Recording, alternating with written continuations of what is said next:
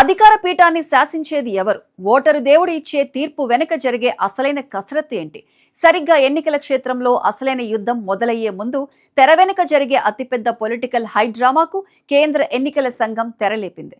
తెలుగు రాష్ట్రాల్లో political heat peaks కు చేరిన వేళ ఢిల్లీ నుంచి ఊహించని ఒక సంచలన ప్రకటన వెలువడింది. ఏపీ, తెలంగాణ సహా దేశంలోని కీలక రాష్ట్రాల్లో ఓటర్ల జాబితా ప్రత్యేక సమగ్ర సవరణ గడువును పెంచుతూ కేంద్ర ఎన్నికల సంఘం మాస్టర్ డెసిషన్ తీసుకుంది. అసలు ముగిసిపోవాల్సిన గడువును ఈసీఐ ఎందుకు పొడిగించింది? తెర వెనుక జరిగిన డిజిటల్ గేమ్ ఏంటి? రాజకీయ పార్టీల గుండెల్లో రైళ్లు పరిగెత్తిస్తున్న ఈ కొత్త షెడ్యూల్ వెనుక ఉన్న అసలు రహస్యమేంటి? Watch this special political thriller.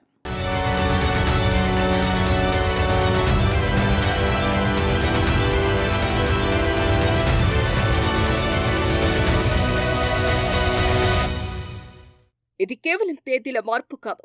రేపటి రోజున పవర్లోకి వచ్చేది ఎవరూ డిసైడ్ చేసే ఒక మైండ్ గేమ్. జూలై 15వ తేదీన ఢిల్లీలోని నిర్వాచన్ సదన్ నుంచి ఒక అధికారిక లేఖ బయలుదేరింది. కేంద్ర ఎన్నికల సంఘం అండర్ సెక్రటరీ సందీప్ కుమార్ సంతకంతో కూడిన ఆ లేఖ తెలుగు రాష్ట్రాల ప్రధాన ఎన్నికల అధికారుల టేబుల్స్ మీద వాలింది. అర్హులైన ఓటర్ల నమోదు, తప్పుల సవరణ కోసం కేంద్ర ఎన్నికల సంఘం ప్రకటించిన కొత్త తేదీలు ఇప్పుడు ఇరు రాష్ట్రాల రాజకీయాలు పెను సంచలనంగా మారాయి.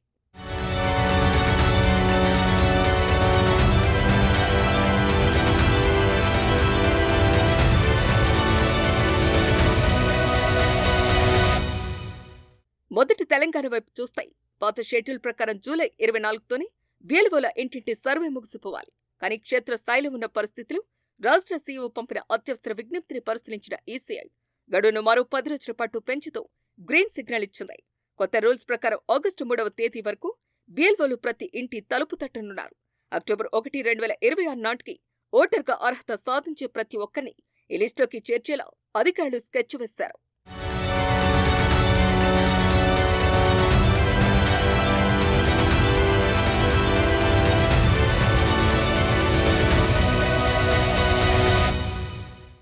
మరోవైపు ఆంధ్ర పాలిటిక్స్ లోనూ ఈ గడువు పెంపు పెనుదుమారం రేపుతోంది. ఏపీ ప్రధాన ఎన్నికల అధికారి వివేక్ యాదవ్ పంపిన సీక్రెట్ లేఖ ఆధారంగా ఈసీఐ ఈ నిర్ణయం తీసుకుంది. కొన్ని నియోజకవర్గాలు ఇంకా 5 నుంచి 10% మేర ఓటర్ల పత్రాల డిజిటలైజేషన్ పెండింగ్ లో పడిపోవడంతో కలెక్టర్లు వివిధ రాజకీయ పక్షాల నుంచి వచ్చిన వినతులను జోడిస్తూ వివేక్ యాదవ్ ఢిల్లీకి రిక్వెస్ట్ పంపారు. దీంతో అలర్ట్ అయిన ఈసీఐ ఏపీలో జూలై 24 వరకు సర్వే గడువును పొడిగిస్తూ స్పెషల్ పర్మిషన్ ఇచ్చింది.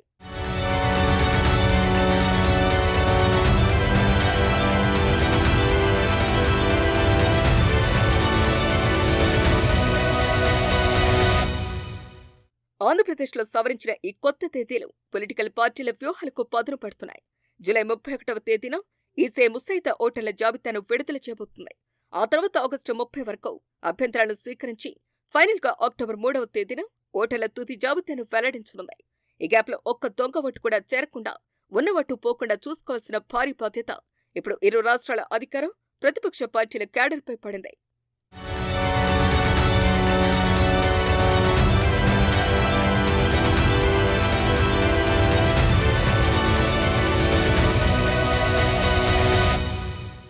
కానీ ఈ సంచలన పొడిగింపు కేవలం తెలుగు రాష్ట్రాలకే పరిమితం కాలేదు. దీని వెనుక ఢిల్లీ కేంద్రంగా ఒక పెద్ద నేషనల్ ఆపరేషన్ నడుస్తోంది. ఢిల్లీ, పంజాబ్, కర్ణాటక రాష్ట్రాల్లోనూ కొనసాగుతున్న సర్ ప్రక్రియ గడువును ఈసీ పొడిగించింది. ఢిల్లీలో ఆగస్టు 17న ముసాయిదా జాబితా రానుండగా పంజాబ్లో ఆగస్టు 13, కర్ణాటకలో ఆగస్టు 15 ముసాయిదా లిస్టులు బయటకు రాబోతున్నాయి. దేశవ్యాప్తంగా ఓటర్ల లిస్టును పక్కాగా ప్రక్షాళన చేయటమే టార్గెట్గా ఈసీ అడుగులు వేస్తోంది.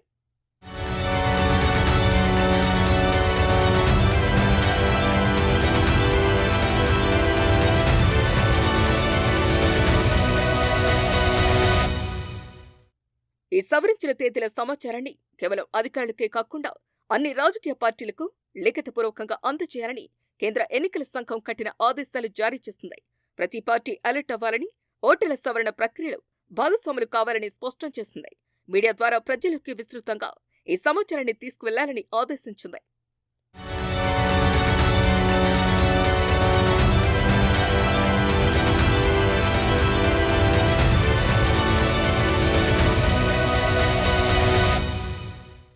అక్టోబర్ నెలలో రాబోయే ఆ తుది ఓటర్ల జాబితాయే రేపటి ఎన్నికల కురుక్షేత్రానికి అసలైన ఆయుధం. ఒకవైపు తెలంగాణలో అక్టోబర్ 12, మరోవైపు ఏపీలో అక్టోబర్ 3. ఈ 2 తేదీలు తెలుగు పాలిటిక్స్ లో అత్యంత కీలకంగా మారబోతున్నాయి. మరి అదనంగా దొరికిన 10 రోజుల గడువులు రాజకీయ పార్టీలు తమ ఓటు బ్యాంకును ఎలా కాపాడుకుంటాయి? ఈ డిజిటల్ వార్లో ఎవరు పైచేయి సాధిస్తారు? కేంద్ర ఎన్నికల సంఘం వేసిన ఈ కొత్త షెడ్యూల్ ఎలాంటి పొలిటికల్ ట్విస్ట్లకు దారితీస్తుందో వేచి చూడాలి.